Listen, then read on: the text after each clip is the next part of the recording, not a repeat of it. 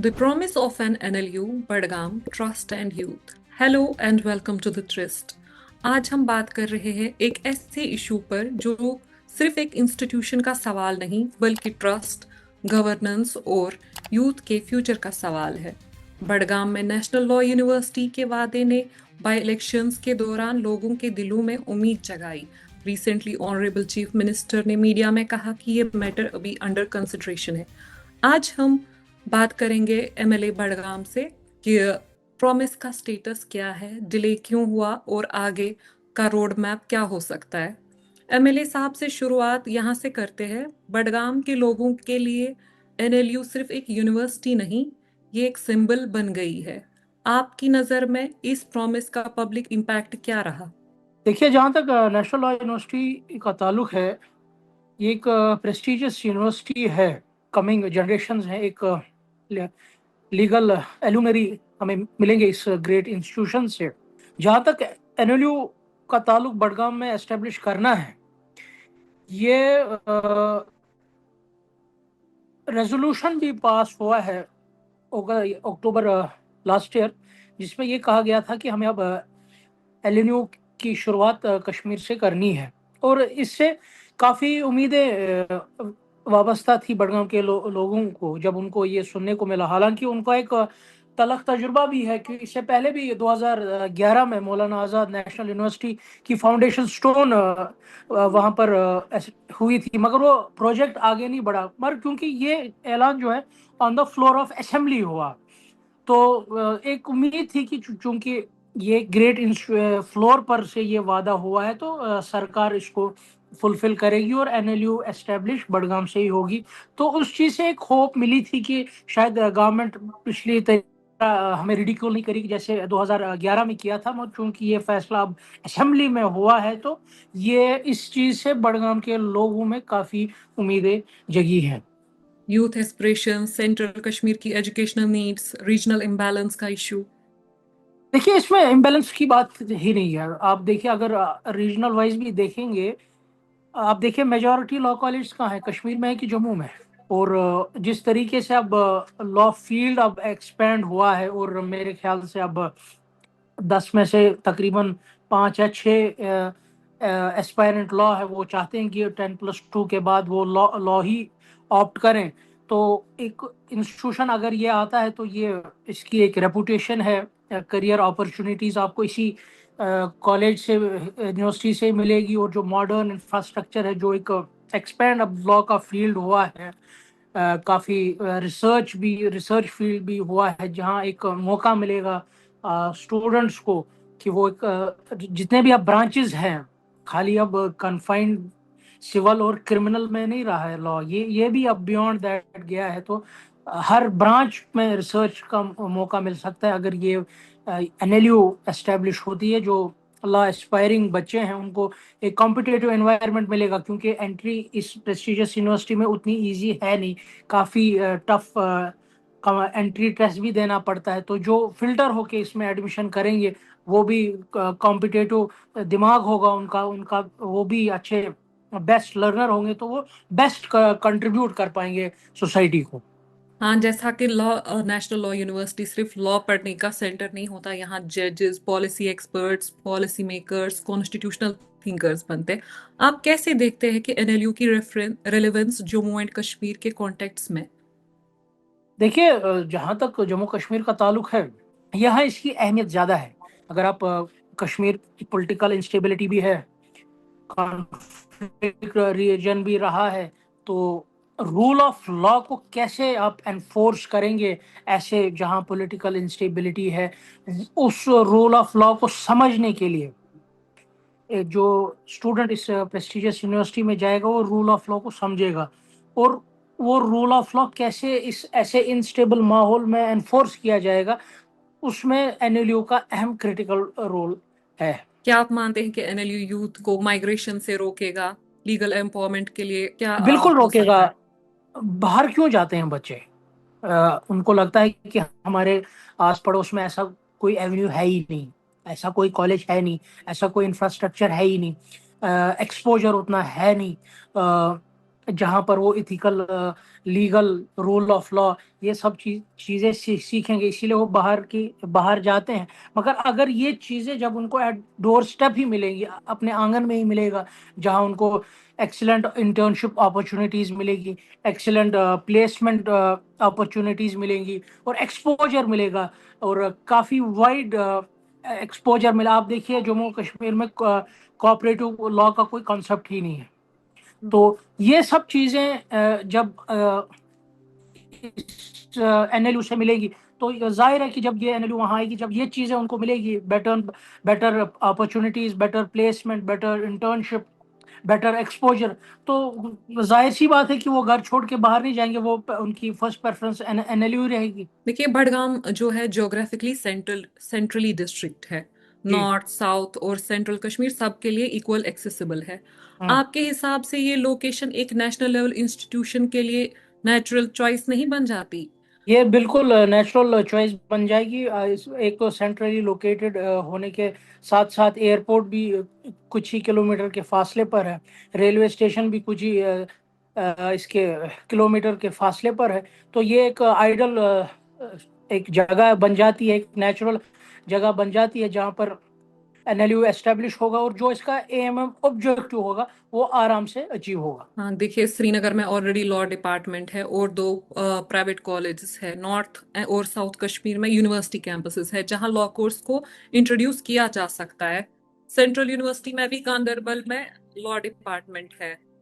जम्मू एक strong legal ecosystem रखता है। यूनिवर्सिटी ऑफ जम्मू की लॉ फैकल्टी है, हाई कोर्ट का प्रेजेंस है और मल्टीपल प्रोफेशनल इंस्टीट्यूशंस मिलकर ये लीगल एजुकेशन और प्रैक्टिस को काफी मजबूत बनाते हैं। मतलब कि balanced regional development is not political generosity, it's constitutional responsibility. Hmm. अगर हर national institution already developed regions में ही आएगा तो इम्बैलेंस कभी खत्म नहीं होगा।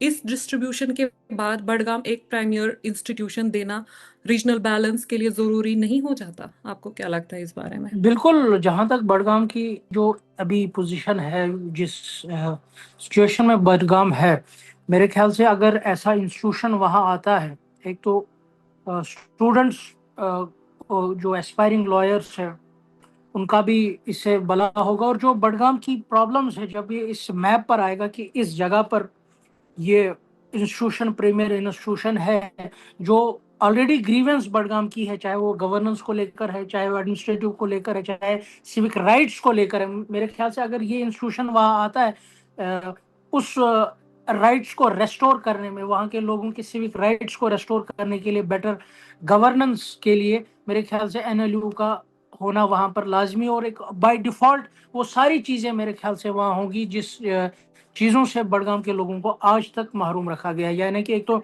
एजुकेशन रेशो भी वहाँ बढ़ेगा, एजुकेशन सेक्टर में भी इस इन यूनिवर्सिटी से कंट्रीब्यूशन होगा, और जो बाकी चीज़ें हैं, हालांकि कोई कनेक्शन है नहीं सिविक राइट्स और यूनिवर्सिटी में, मगर इस यूनिवर्सिटी की, इस इंस्टीट्यूशन का प्रेजेंस उस एरिया में होना शायद उन लोगों की वो ग्रीवेंस भी बाय डिफॉल्ट एड्रेस करेगा। बाय इलेक्शंस के दौरान बडगाम को एनएलयू का इंश्योरेंस दिया गया था। लोगों ने इसे सिर्फ पॉलिटिकल स्टेटमेंट नहीं बल्कि कमिटमेंट माना था। क्या आप एग्री करते हैं कि इलेक्टोरल प्रोमिसेस गवर्नेंस के साथ मॉरल रिस्पॉन्सिबिलिटी भी लेकर आते हैं? बिल्कुल आते हैं। जहां तक इस वादे का ताल्लुक है ऑनरेबल, इस ये थोड़ा डिफरेंट का टाइप का वादा है, क्योंकि ऑनरेबल चीफ मिनिस्टर ने ये वादा किसी पॉलिटिकल जलसे में नहीं किया, किसी पॉलिटिकल मीटिंग में नहीं की। ये वादा उन्होंने on the floor of assembly में किया, और उसके साथ साथ एक रेजोल्यूशन भी, जो मुझे इन दिनों ही वहाँ सेशन हमारा चल रहा है, मुझे पता चला कि एक रेजोल्यूशन भी पास हुआ है कि हम ये जो एनएलयू है इसकी स्टार्टिंग हम अप्रैल 2026 में ही करेंगे, और as per the commitment on the floor of house कि इसकी शुरुआत बडगाम के ओमपुरा में ही होगी। तो मुमकिन है कि ओमपुरा बडगाम के उस कैंपस में हम फिलहाल जो है सेंट्रल ये लॉ यूनिवर्सिटी जो है शुरू करें, उसके बाद परमानेंट कैंपस जो है वो हम एस्टैब्लिश करना शुरू कर लेंगे। जैसा कि आपने कहा कि ऑनरेबल सीएम ने कहा अब ये मैटर अब अंडर कंसिडरेशन है, पेंडिंग है, पब्लिक ये पूछ रही है एग्जैक्टली क्या पेंडिंग है। Land identification, statutory approvals, financial functions. क्या बड़गांव में लैंड आइडेंटिफाई हो चुकी है? अगर हाँ तो प्रोसेस किस स्टेज पर है? देखिए, इसमें कोई पेंडिंग कुछ नहीं है। नेशनल लॉ यूनिवर्सिटी एक्ट 2018 में पास हुआ है। जब पीडीपी बीजेपी गवर्नमेंट थी, वहाँ ये एक्ट पास हुआ है। फंड्स एलोकेशन भी हुए हैं, 50 करोड़ इसमें एलोकेट हुआ है, और प्लेस भी आइडेंटिफाई हुई है। और अब जो इनने डेट, उस रेजोल्यूशन में जो इनने डेट दिया है कि इसकी शुरुआत अप्रैल 2026 में होगी। अब हम इंतजार करते हैं अप्रैल 2026 का। बट मैं होपफुल हूं कि क्योंकि ये on the floor of assembly हुआ है, तो असेंबली को भी, चाहे मैंने ऑनरेबल स्पीकर साहब से भी मैंने इंटरवेंशन की दरखास्त की है कि क्योंकि मैंने उनसे ये कहा कि लोग इस वक्त बड़ी नज़र रखे हुए हैं असेंबली पर, कहीं ये रिट ऑफ द असेंबली कमजोर नहीं पड़नी चाहिए। और आपको भी गवर्नमेंट को पुश करना चाहिए कि इस यूनिवर्सिटी की एस्टेब्लिशमेंट एज पर प्रॉमिस ही होनी चाहिए। लोग डिले समझते हैं लेकिन अनसर्टेनिटी फ्रस्ट्रेशन पैदा करती है। क्या आप बड़गाम के लोगों को टाइमलाइन या कम से कम ट्रांसपेरेंसी का एश्योरेंस दे सकते हैं? बिल्कुल। एज पर जो प्रोसीडिंग, एज पर जो रिकॉर्ड्स है, वो यही है कि अप्रैल 2026 में ही इस पर काम शुरू हो जाएगा। तो मैं एक्सपेक्ट करता हूं कि इलेक्टेड गवर्नमेंट अगर अपने प्रॉमिस का नहीं, एटलीस्ट जो असेंबली की प्रेस्टीज है उसका ख्याल रखेंगे, और एज पर रिकॉर्ड, एज पर जो प्रोसीडिंग है उसी लाइट में वो आगे चलेंगे। क्या गवर्नमेंट क्राइटेरिया एंड डिलिब्रेशंस के पब्लिक डोमेन में लाने के पर विचार करेंगे? बिल्कुल करना चाहिए। लोगों को ऑन बोर्ड होने चाहिए। ईच एंड एवरी स्टेप जो भी सरकार लेगी in the welfare of the people, government को चाहिए कि वो ऑन बोर्ड पब्लिक को रखे और हर चीज को ओपन रखें, क्योंकि इस वक्त हम उस सिचुएशन में नहीं है कि जहां सरकार ने फैसला लिया और लोग मानेंगे। हम एक एक्स्ट्रा ऑर्डिनरी सिचुएशन में हमें चैलेंज, चाहे आप जम्मू की बात करें, कश्मीर की बात करें, as a collective Jammu Kashmir की अगर बात करेंगे, हम एक एक्स्ट्राऑर्डिनरी सिचुएशन में इस वक्त रह रहे हैं। चैलेंजेस का सामना है, चाहे पॉलिटिकल हो, इकोनॉमिकल हो, सोशल हो, सब महज पर हम चैलेंज से घिरे हुए हैं। तो ये सरकार का भी और अपोजिशन का भी ये इस वक्त ड्यूटी बनती है कि एक एक चीज के लिए हम लोगों को ऑन बोर्ड रखें। बड़गाम का यूथ आज कंफ्यूज्ड है, होप भी है और वेट भी। आप उन स्टूडेंट्स को क्या मैसेज देना चाहेंगे जो एनएलयू को फ्यूचर से जोड़ कर देख रहे हैं? देखिए, बिल्कुल बडगाम के लोग डिजेक्टेड है, मायूस भी है, क्योंकि उनके साथ साल हादसा और उनके साथ मजाक हुआ है, उनकी डिग्निटी को ट्रैम्बल्ड किया है। अब एक मौका उन्होंने चेंज का रास्ता जो उन्हें इख्तियार किया बाई इलेक्शन 2025 में, तो उनकी एक्सपेक्टेशंस भी है। मगर मैं आपके ज़रिए से भी, अगर वो सुन रहे होंगे इस रिकॉर्डिंग को, इस मीटिंग को, मैं आपके ज़रिए से भी उनको ये रिटेरेट करना चाहूँगा कि जो जो रास्ता उन्होंने चेंज का 2025 में थामा है, उस रास्ते पर उनको वो तमाम तर चीज़ें मिलेंगी, इजीनेस मिलेगी, कंफर्टनेस मिलेगी, वो सारा जिस जिस चीज़ का वो आज तक ख्वाब देखते रहे, गुमान करते रहे कि हमें ये चीज़ें मिलनी चाहिए। बट मैं आपके माध्यम से उनको ये रिटेरेट करना चाहूँगा कि जो भी एक्सपेक्टेशंस है, जो भी उनकी जो चाहत है कि जिस तरीके का वो बडगाम चाहते हैं, जिस तरीके का वो इमेजिन बडगाम करते हैं, उनको वो बडगाम आने वाले सालों में वैसा ही मिलेगा। चाहे वो एजुकेशन फ्रंट पर हो, चाहे वो हेल्थ के फ्रंट पर हो, या दीगर इंफ्रास्ट्रक्चर के फ्रंट पर हो, जिस तरीके का वो इमेजिन बडगाम करते हैं, उनको वैसा ही वो बडगाम मिलेगा। इन सालों में अगर वैसा नहीं बनेगा, एटलीस्ट वो प्रोसेस शुरू होगा, उस मंजिल की तरफ हम बढ़ चुके हैं इस वक्त। आज की बातचीत का ये क्लियर है, ये जो एनएलयू है ये सिर्फ एक यूनिवर्सिटी का सवाल नहीं है, ये सवाल है ट्रस्ट का, रीजनल बैलेंस का, गवर्नेंस की, क्रेडिबिलिटी का। बड़गाम के लोग कुछ स्पेशल फेवर तो मांग नहीं रहे हैं, वो सिर्फ एक वादे की फुलफिलमेंट चाहते हैं। उम्मीद ये है कि ये कन्वर्सेशन क्लियरिटी और एक्शन की तरफ एक स्टेप होगी। Thank you for joining us. Stay tuned to the trust.